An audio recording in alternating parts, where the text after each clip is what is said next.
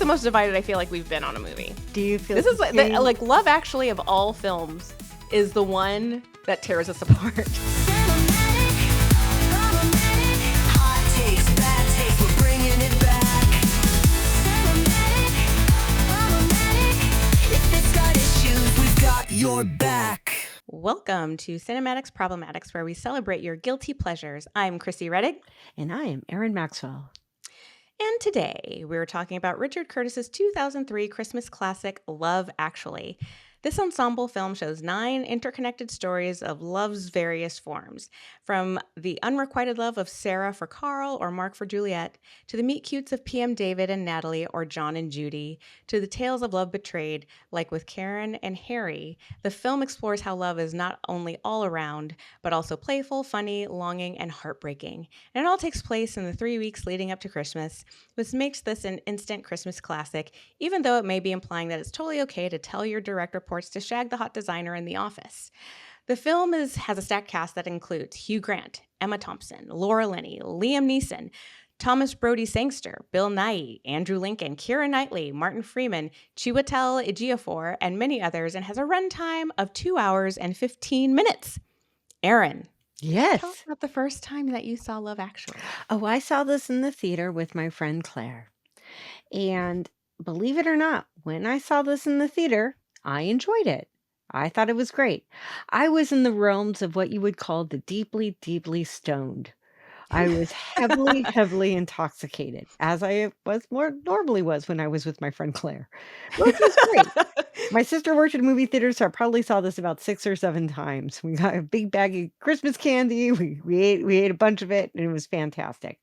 Over the years, I grew to detest this film.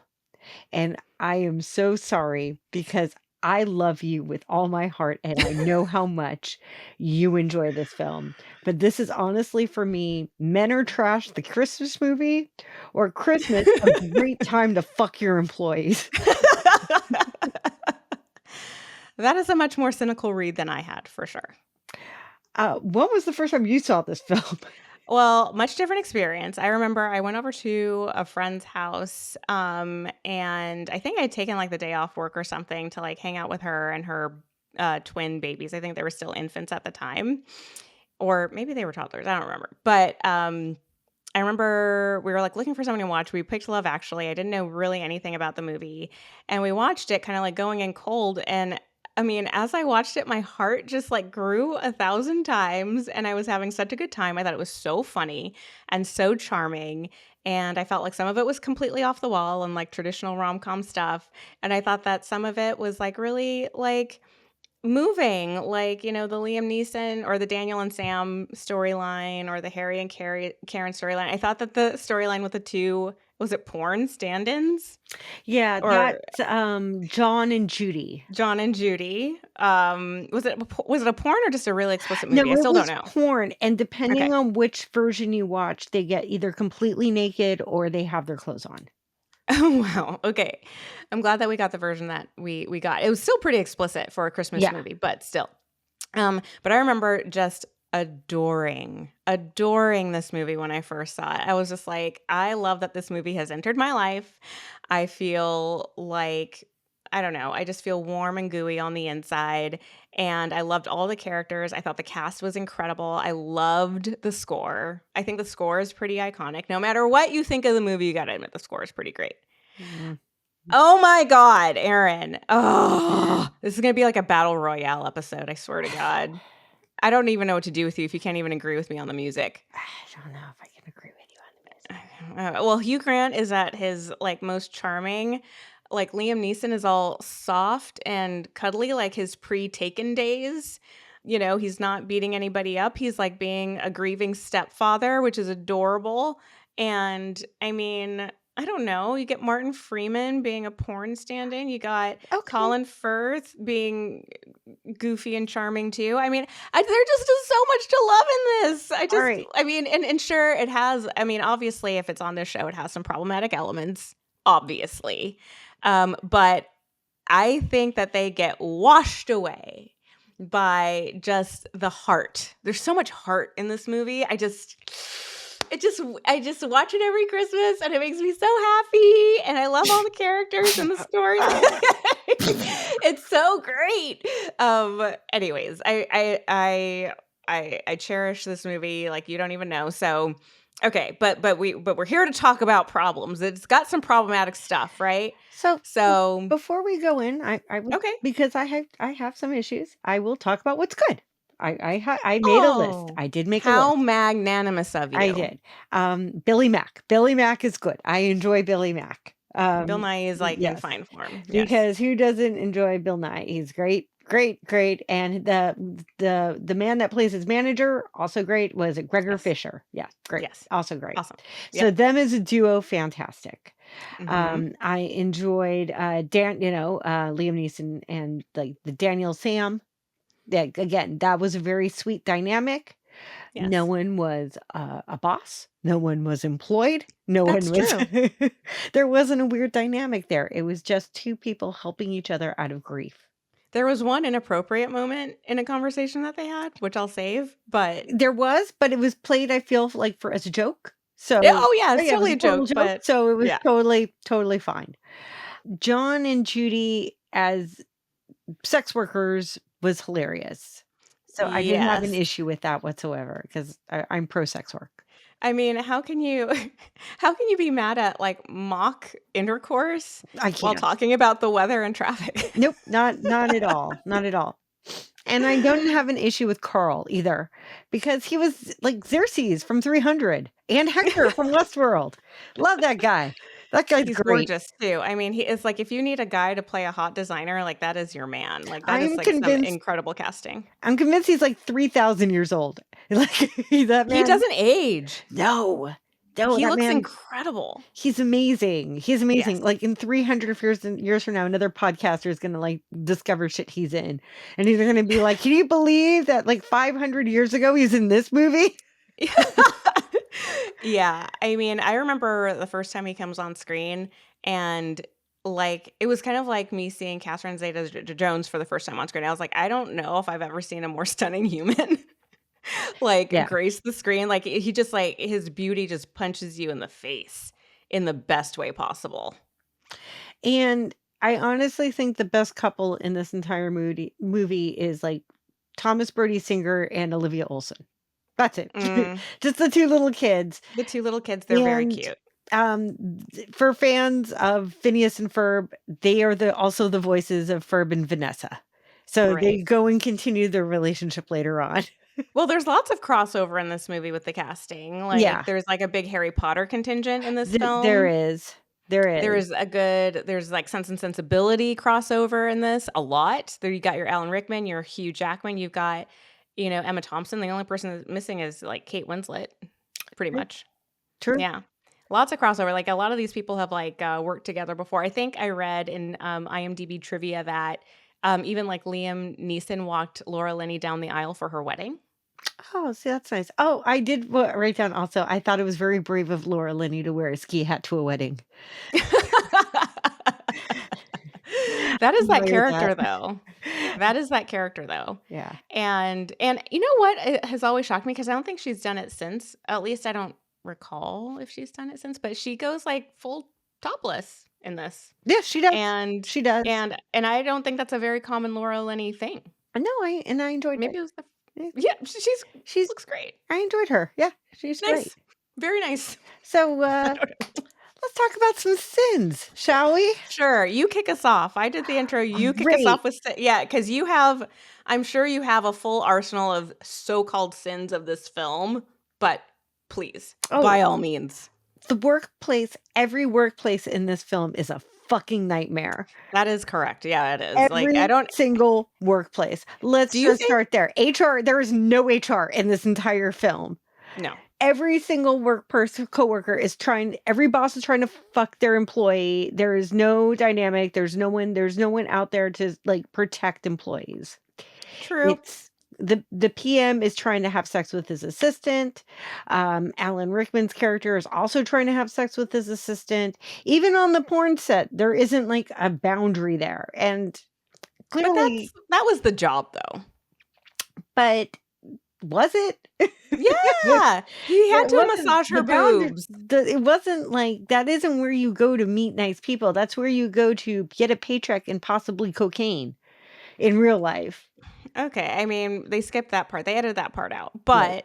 But the job was that they're stand-ins on an Colin explicit movie. Colin Firth is trying to have sex with the person that he hired to help with his household. Mhm. Every single person, it's the dynamic is completely off. Do not try to fuck your employees. They are there for a paycheck. You have power over them. It's a fucked up power dynamic. They need that paycheck. They are there usually because they have to be. You forgot about Alan Rickman's character trying to get Laura Linney to bang the hot designer. He keeps on Oh talking about God. them No, having it's on lots my of sex and list. I babies. just didn't have a chance to rage against it yet. Give me a second. I'm just getting started. I Hold apologize. tight. I'm sorry. I'm sorry. Continue. Yes, yes. And I'm then sorry. like you have the fucked up boss that's encouraging this dynamic in his workplace. Like Mhm. go be free to like create more awkward issues in the workplace so that I don't look bad. Do you think it's different in England than it is in the US? Do you think that they're more permissive of stuff like that? I mean, I Do guess you I think could that's have why it's Googled like it. all over the place in this film? I haven't really examined, British film for workplace harassment trends, but like, do you think that that is maybe like a cultural thing? No, I want to say that HR exists. I'm sure it exists in England. I mean, okay, this Yeah, clearly is something I could have Googled like before this podcast started, and I didn't. I could have So too. that's my bad. Mine as well. I Yeah. don't know what like Sorry, let's workplace rules are in the UK. So like, I'm just gonna slightly look at my phone. Is there HR in London? there is, I'm sure there's HR. Yeah. I just don't know what their rules are. I don't know if they're seeing the same like workplace harassment videos we all are in the US. That's all I'm saying. Yes. I feel like that exists. I feel like they are just as afraid of being sued as we are. Hmm. But let me ask you something. Okay, so like when Laura Linney's character, Sarah, is like finally getting her chance with Carl, you can't help but kind of cheer that on a little bit, right? I mean, you cheer it on a little bit, but then you get absolutely frustrated when like she's unable to stay away from the phone. I never understood why she picks up the phone. By the way, in my notes, I wrote like this like scene doesn't get less painful the more I watch it. It just No. doesn't. Like they're like I'm screaming at the TV like stop picking up your phone. Turn the ringer off. Like it's going to take 10 minutes. I don't know. Maybe That's with this guy it'll take 20. I mean, that's lower on my list, but the way that mental health is depicted in this movie also is just like you just enable it. That's how you deal with mental health issues. You continue to enable it until it destroys both of your lives. The end. So you think of that as like kind of like a codependence thing more than a Yes. love thing? With her brother? Yes. Yeah. Yeah. Okay. No, she's just not helping her brother at all. Because Mhm. if you don't set up strong boundaries in order to help, then neither of you have a very functional relationship. That's a fair point. That's a fair point. I didn't read it that way initially, I guess, but no, that's fair. It's fair enough for me to make it like number 8 on my list of why I fucking hate this movie. Okay, keep going. Fine. You've gone like through what order are you at? What, 4? No, this is 1. This workplace dynamic is a goddamn nightmare. That's 1. Yeah. Okay. All right.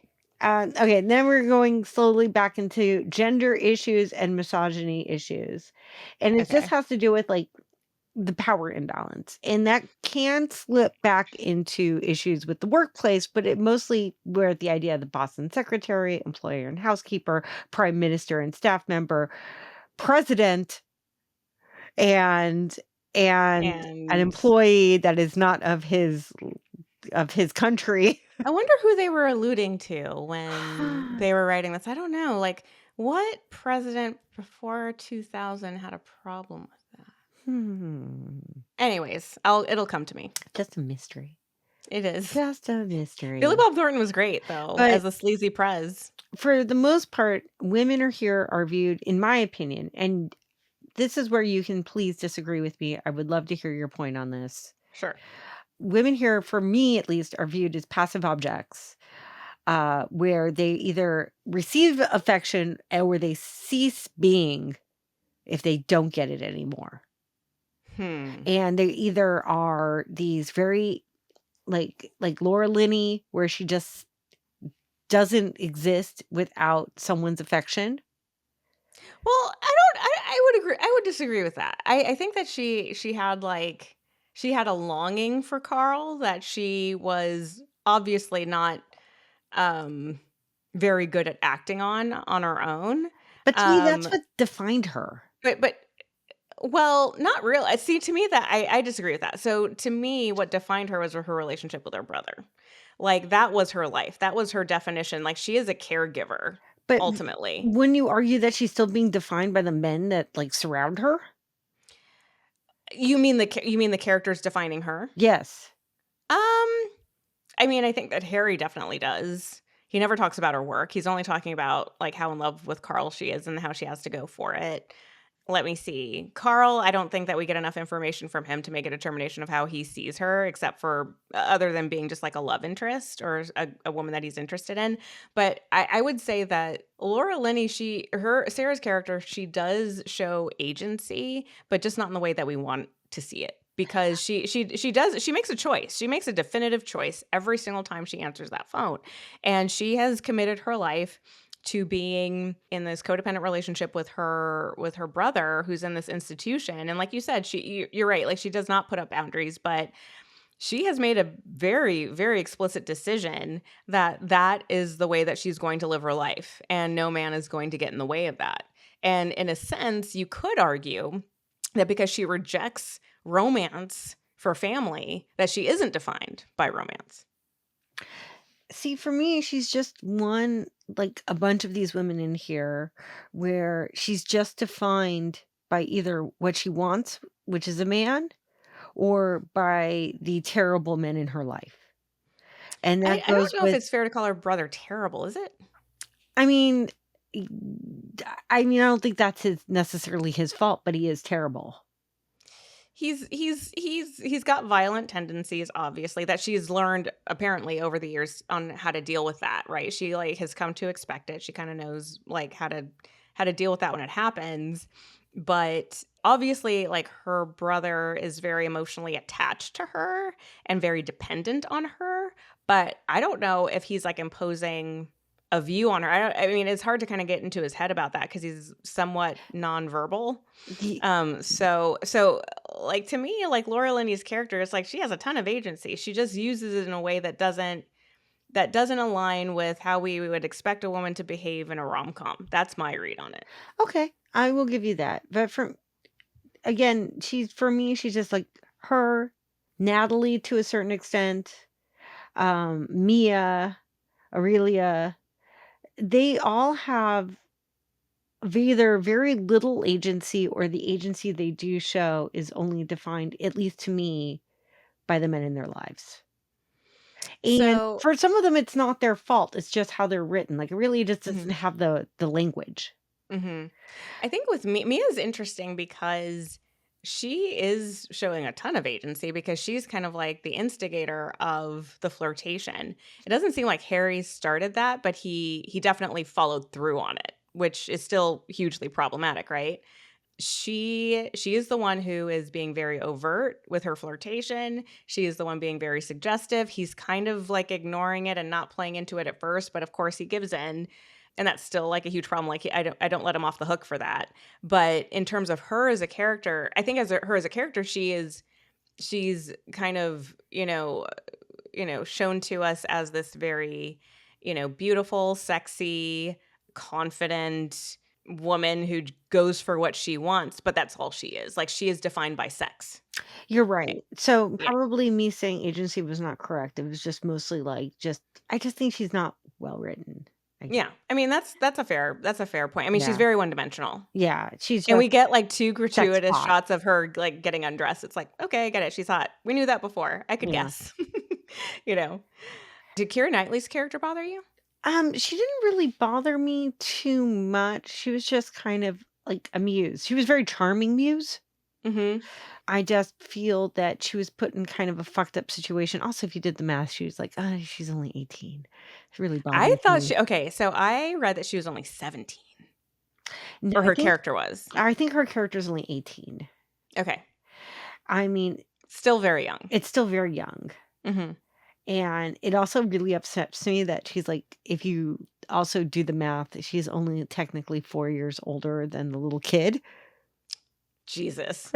Well, okay. No, but okay. Let's just clear the air on that one for a second. So, Thomas Brodie-Sangster Mhm. he's always going to look young. He has like Leonardo DiCaprio syndrome. He like won't look like a full-grown man until he's like 40 or something, you know? The first time I saw Leonardo DiCaprio look like a full grown up, I felt like that was like Inception or something. He's just got a young, youthful look to him, and he, I think, just sprouted late, you know? And so I think he was 13 when he filmed this, but he was Right. supposed to be something like 9, 8, something like that. He's supposed to be like 8, and he was actually 12, Yeah. and Kiera Knightley was like 17. I mean, fair point. But see, like as somebody like that doesn't know kind of like the facts behind the movie, if I'm just like watching the movie on its own, I never would have caught that. I assume that she was like maybe 21 or something when they got married. I didn't know that she was. I mean, only upon reading kind of like the background of the movie did I know how old she was. There was something in the movie I thought that caught my attention about how old she was.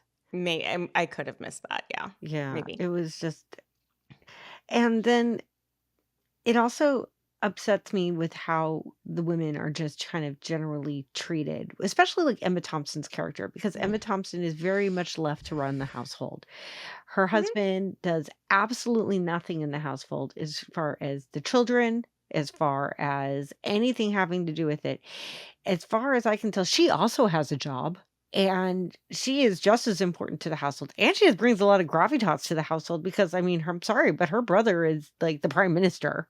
Mhm. Mhm. So this household is under scrutiny, probably, because, I mean, it's British tabloids are fairly, they probably under a 24/7 watch, Mhm. right? But I think that's like what makes yeah, I mean, I would think so. But like I also like wonder like I think that like what made her storyline so impactful and like heartbreaking is because of what you said. Like she is like kind of like the heart and soul of that family. She is the one organizing Christmas. She's getting the kids in their costumes for the Christmas concert. She is, doing all the running around and keeping the household lively, and she's being like a great mom and she's totally there for her kids all the time. And Alan Rickman's character, Harry, is always just kind of like, grousing around and like not really doing anything. And so, like, when she finds out what he did, and you see her reaction when she goes into the bedroom and like breaks down to herself. Oh my God. It's like the most heartbreaking thing. But there's so many. I think that the thing that doesn't bother me about it is that there's so many women like that, and there's so many women that, are the heart and soul of the family who run around and do all of those things. And like their family is their life. And, they carry a lot of the emotional and physical and mental weight of several other people in a house. And so when that gets betrayed and violated, it's like absolutely heartbreaking. I liked her character a lot because she's kind of snarky and she has like a really biting sense of humor, but she's also very loving and everything too. I don't know. Maybe No, that's why I love her of character. all the women, she's probably the best written. Just a side note, if anybody ever gave me a CD for Christmas as my main present, I would kill them with it. Right, just Hmm. straight up, just slit the wrist with the corner. Yeah. No, I have a box cutter for you here too. Yeah. Any That sharp is an weapon necessary. inappropriate Christmas present just across the board, even during this time, during this Oh, period. oof. Yeah. Yeah, you don't You don't give your wife a know. CD for Christmas. No. No. But it's like even worse than a scarf. Like they were making jokes about how she always gets a scarf and like he thought it would be better to get her a CD. I mean, the guy is just clueless all the Yeah, way he around. just mentally checked out, and, Yeah. like, she's probably that scene, and you always see it every year. You see it on Twitter, and you see it on Pinterest. You see people always making posts about that scene because every woman has been in that kind of position Mm, before in a shitty relationship because you've always mhm. been at that one breaking point where you're like, "This is it. This is the end. This Mhm. is the moment where you realize that we've disconnected." Well, and also she was just betrayed and Yeah, lied to, and yeah, she found out by accident, right. that Like, "I'm this not whole thing getting the went gold down. necklace." and this is where we are going to part ways. And Right. I know it, he may not know it yet, but we've felt that darkness. We've all been there. And so it's Yeah. easy to, I'm mostly sad because now she's stuck with the Joan Baez CD also. Joni Mitchell. Joni Mitchell. Oh, no, Joan No, it's Baez. Joni Mitchell. Wait, Joni Mitchell. Joan It's Baez. Joni Mitchell. Joan Joni Baez. Mitchell. Jo- Joni. I'm looking it up. What CD does Emma Thompson get in? Oh, apparently a lot of people look this up. Joni Mitchell.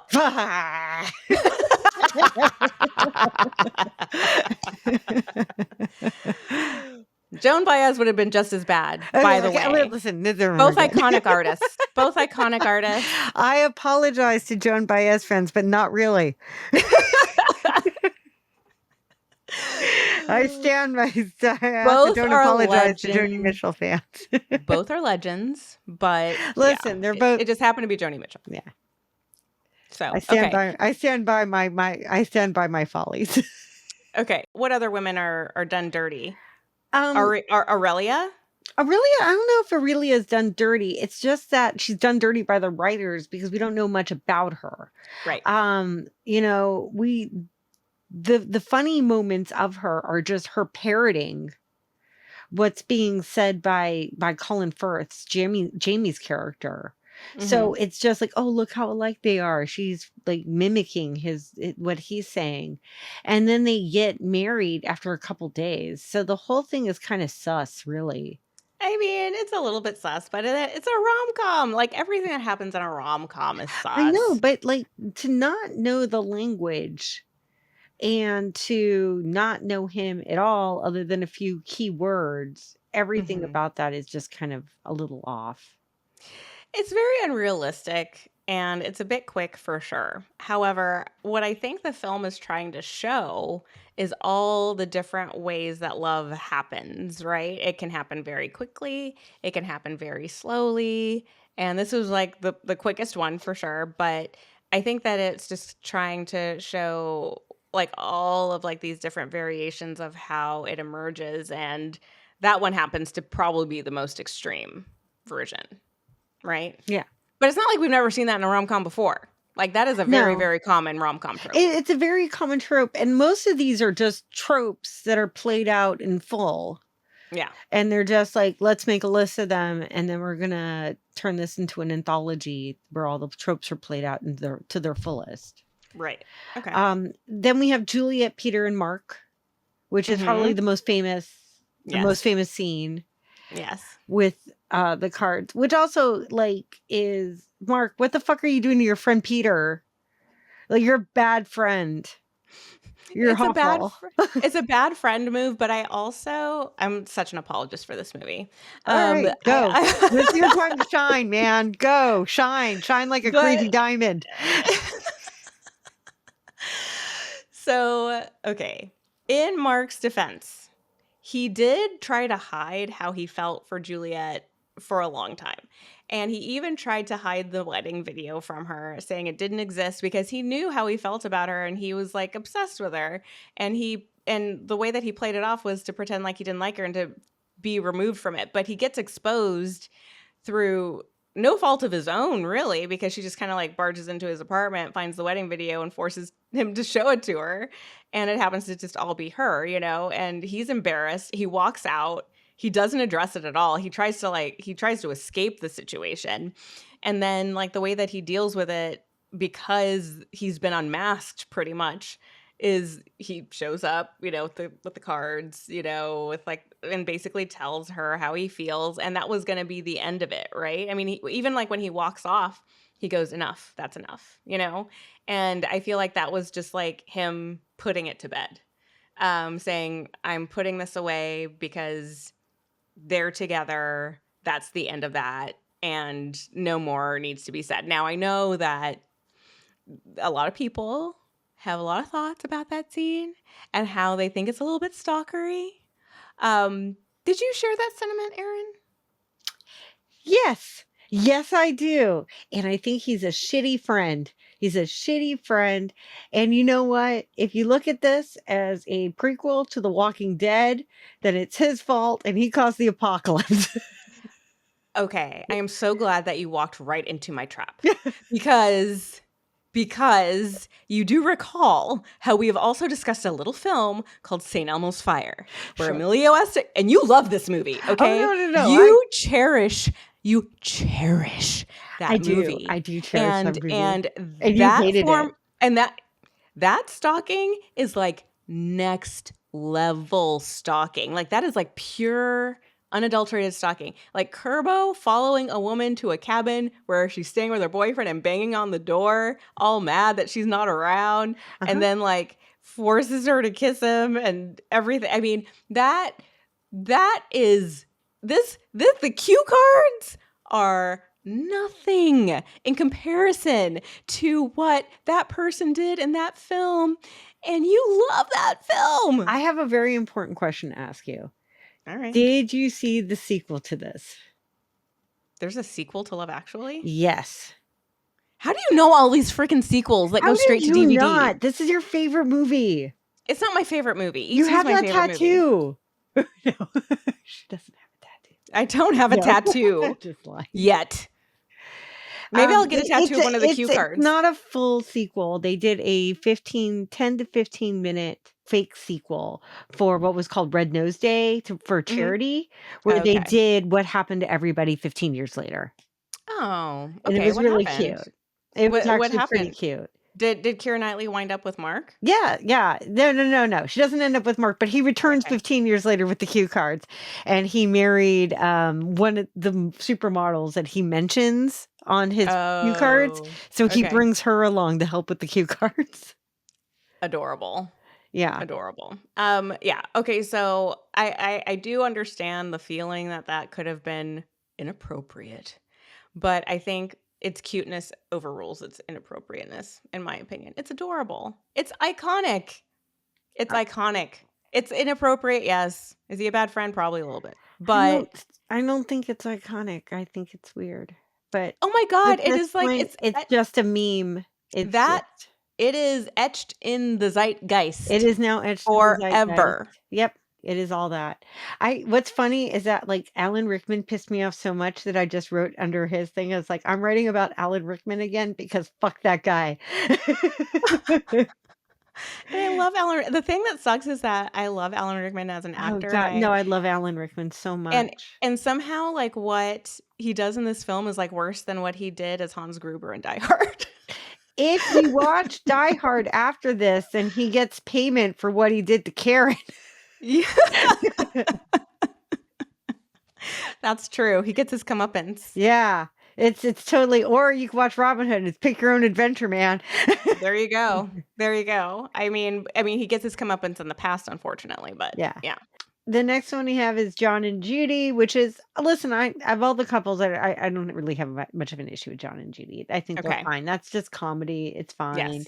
Again, you shouldn't really fuck your coworkers, even if you're pretending to fuck them or fucking them on camera for money, but you shouldn't really involve that way. But I've never personally done pornography, so I don't know what the rules are there, but I imagine there is some sort of HR situation. Don't know. Actually, I think they're very loose HR rules in the porn industry. It's all I don't sort know. of loosey-goosey over there. Yeah, I don't know how you police that when you're being instructed to massage someone's breasts. If you listen to this and you happen to run across our social media, let us know.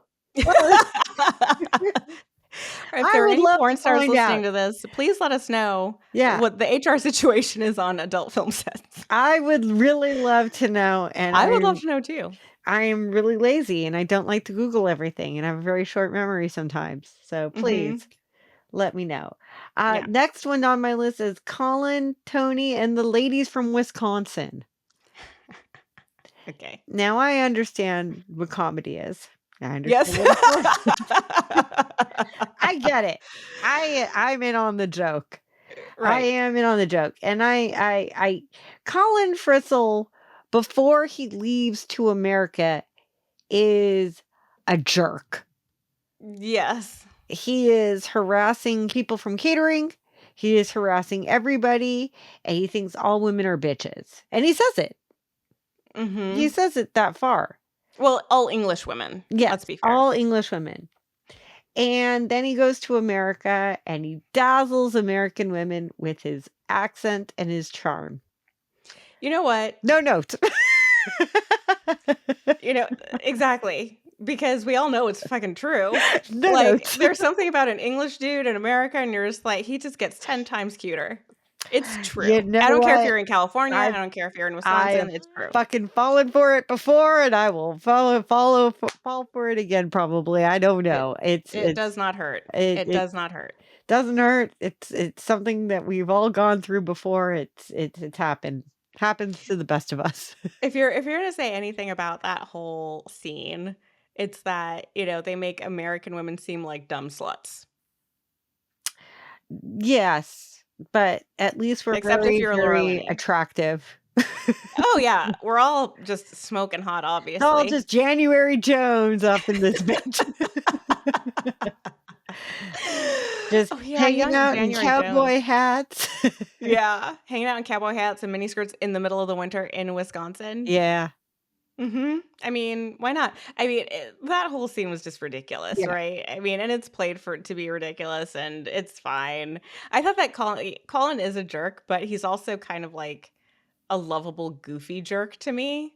Like, I don't mind his storyline is probably one of the least compelling, right? But it's also like I think it finishes pretty strong. I think it's pretty funny. I actually live for the little slither of Denise Richards at the end. Yes. Oh my I'm God, I like totally all forget about every single that. time that she's in this. Yes. I'm Yeah. like, I will watch Love Actually for these 30 seconds of Denise Richards at the very end. Oh my God, yeah. And I just watched her in the Charlie Sheen documentary too. Yeah. Like where No. she's like, I don't know, she just seems very like life smart now. Like she She seems like is. very like I no nonsense and no bullshit and is very honest about everything. And like she used to be like that it girl too. Like she was everywhere. Like guys were never thought drooling over Denise Richards. I never thought she got like I never thought she like there was a short amount of time she was like a Bond girl, but she was not like in a great Bond movie. Mm-hmm. That she was probably one of the worst Bond girls, but I always kind of liked Denise Richards, and like No, I I always like her. loved her in like Drop Dead Gorgeous. I thought she Wild was Things. amazing in that. Wild Things. Oh, Wild Things. Oh, God. Amazing. Yeah. Yeah. I mean, she had her moment, and I thought that she was, pretty good in those moments, and she's stunning, and so yeah. I mean, it was great little cameo there at the end. Yeah. Okay, next up. Okay, it idealized romance against what is actual love. So Okay. you have this idea of like Mark's cue cards, a Jamie and Aurelia's like proposal, Mhm. despite them not being able to speak the same language or never having a conversation. The prime minister falling for his employee after just a few brief interactions.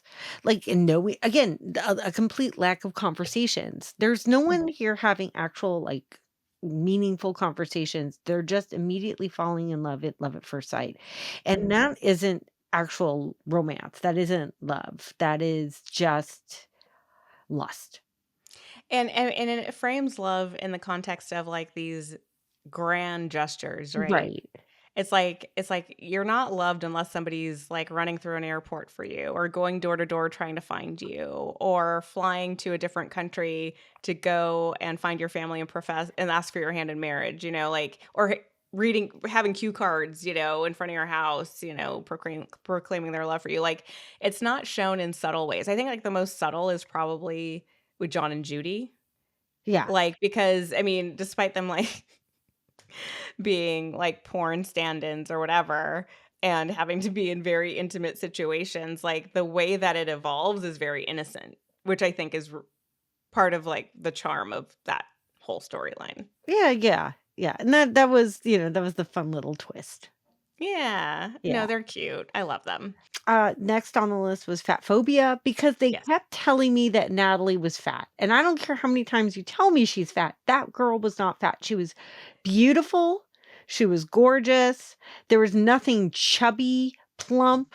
She was mocked by everybody. And I didn't get it. I didn't Well, get it at all. Well, isn't that the running joke? Okay, so first of all, there is like even the fact that they're kind of like doing that joke is like a little bit fat phobic, but at the same time, I think that's part of the joke too, is because she's obviously not fat. I didn't even see it as a joke. I just thought that like that's what they were doing. Like, No, I think it's a total running joke because she's obviously not fat. Because Hugh Grant at one point says, "Is she chubby?" Because he just doesn't see it that way or they whatever. I thought they were painting him as like a quote unquote chubby chaser. Like, oh, that's your type. That's the kind of girl that you're going after. That's because his sister mentions that. That's totally your type. That's who you go after. I totally have never read it that way. Yeah, like because all the women in his office were like, "Oh, the fat one," and I'm like, "What is wrong with you people? I want I to thought it throw was things just at kind of you like repeatedly." I thought it was just like a ridiculous like running joke because it was so obvious that she was not fat. Again, please And write we us. never saw her thighs either. It's like they just never show them. No, please write us in the comments. Also, of if you've got, like, please write us about like if you work on a pornography set. Tell us about the HR department, and also let us know about your thoughts on Natalie. Thank you. Yeah. Was it just a running joke, like an ironic joke because she's not fat at all? Yeah. Or were they actually trying to fat shame Natalie in her natural form? No idea. Um, I don't know either now because I seriously it's the first time I ever considered it that way. I always thought that it was just like oh like her huge thighs and it's just like she obviously does not have huge thighs, so I just wrote it and off. now my final one that we haven't discussed yet, and this is the last one on my list, is lack of Okay. diversity. Okay. Yeah, like complete Fair. lack of diversity. There's only one major black character in this entire thing, and he doesn't have any storyline whatsoever. So there's what's his face's friend, Tony. Oh yeah, I forgot about Tony. So there's Tony and there's Peter. There's Tony and there's Peter. Peter is just kind of like a groom mannequin. He doesn't do a lot. Peter is just something that things happen to, and he Yeah. doesn't react because he doesn't even realize that it's happening to him. He's oblivious. He's absolutely oblivious to everything. And he only gets a couple of scenes, which is a huge waste of Chiwetel Ejiafor, who Yes. is amazing in everything that he does. If you haven't seen Kinky Boots, see Kinky Boots. Mhm. Yeah. I mean, I so mean, go but watch it. there's a lot of other things he's great in too. That just happens to be my favorite. Yeah. No, he's a fabulous actor, and he's woefully underutilized in this film. And it's pretty early too in his career. I think I don't think like he took off Yeah. like a little bit later, right? Yeah, yeah. Um. Like I would say 5 years later, 6 years Yeah. later. Yeah. I just found my note that says, "Stop calling it Joan Baez. Call it Joni Mitchell." Joni Mitchell. Damn you, Aaron. Why didn't you put that up higher? Oh my gosh. No. Well, now you'll never forget because it's going to be immortalized in this podcast forever. Fantastic. Okay, that's your last one. My last thing is now I just have a list of things that made me irrationally angry. Okay. Number 1, the dance scene. PM dancing? Correct. It made It's me to want to jump by the Pointer Sisters. How can you not like that? It made me want to claw my eyes out. Oh I my God, hate I it. love It's it. so cringy to me. I I love it. despise it. I love watching absolutely- Hugh Jackman dance too. I heard he hated it, but Good. I loved hate it watching him do it. too. We can commiserate about it whenever we see each other. Whenever Hugh Grant is a guest on this podcast, we will talk about that specifically. And then I wrote, if my husband ever gave me a Joni Mitchell CD, be sure to say Joni Mitchell and not Joan Baez. For Christmas, as my quote unquote my big gift, then I would also sob uncontrollably and then probably cut him with the corner of the CD to make sure that he would forever be scarred the way that he just scarred me. Valid, and also he wouldn't have had to cheat on you for you to do that either. Mark is fucking rude to Juliet to the point of hostile. throughout most of the movie until you realize he has a crush on her. Mm-hmm. Also, if he's keeping the VHS cassette for himself, why did he label it Juliet's Wedding? I don't think he suspected that she was just going to barge into his place one day by herself because they were never friends to begin with. Then So why would I think he considered his apartment a safe space because he just never expected that to happen, and so he wanted to keep it for himself in kind of like an obsessive, stalky way. But yeah, I don't like. You got to admit that she even said that she surprised him. Like she was like, "I'm just gonna stop by," and she like just never had done that before. why label it at all then? Why not just like wank tape number 8?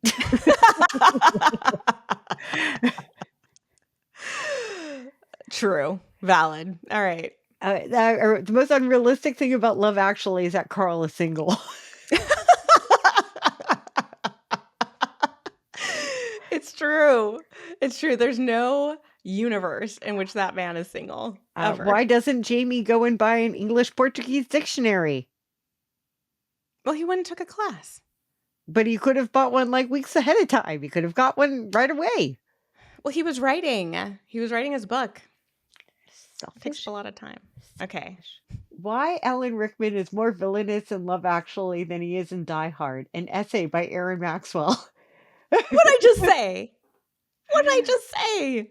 And I told like, you, like, he's worse in this than he is in Die Hard. I have a list. It's like he insults his wife's taste in music. He leaves her to do all the work with the kids. He is more involved with his employees' love life than he is his own. He asks his coworkers what they want and not his wife. He Mhm. bought his wife a $15 CD, which I will never, ever, ever get over. Bought No. his secretary a gold necklace. And then I wrote, like, yeah, if you watch Die Hard after this, then he will be punished for his fucking sins. And a much more likable character. Karen is every woman's villain origin story. Okay. Also, I read a note of like, if you ever notice, she excuses herself with diarrhea, which is kind of a boss move.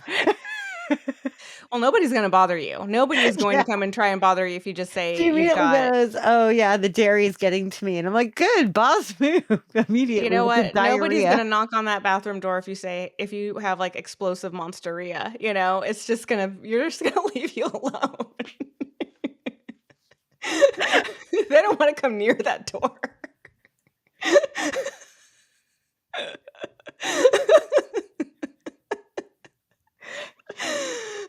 Sorry, that was a little bit graphic. Go continue. I'm done. I've got it all. I'm done. Okay, I think that you covered like 8 times more things that I identified because actually, while I was watching the film, I was like, "This is perfect. I don't see anything wrong with this." Like, I get the HR violations for sure. I totally get it. Like the workplace inappropriateness is definitely front and center. You could argue that Mark did something, inappropriate and stalkery with the cue card move in front of Juliet.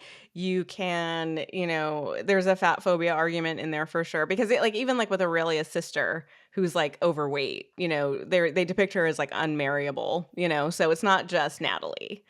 That women who are overweight are seen as, unattractive and unworthy of love or romance. And so that is a thread there for sure. But I'm sorry, like all of these okay, I'm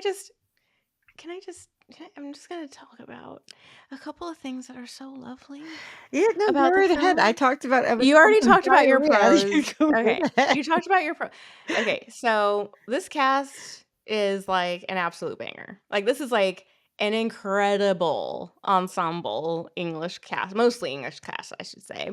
We have a Brazilian, we got a couple of Americans in there too. But lovely cast. I think they all played their parts beautifully. I love to see Andrew Lincoln looking showered as opposed to how he looks in The Walking Dead when all I want to do is throw a bucket of hot water on him and soap him down.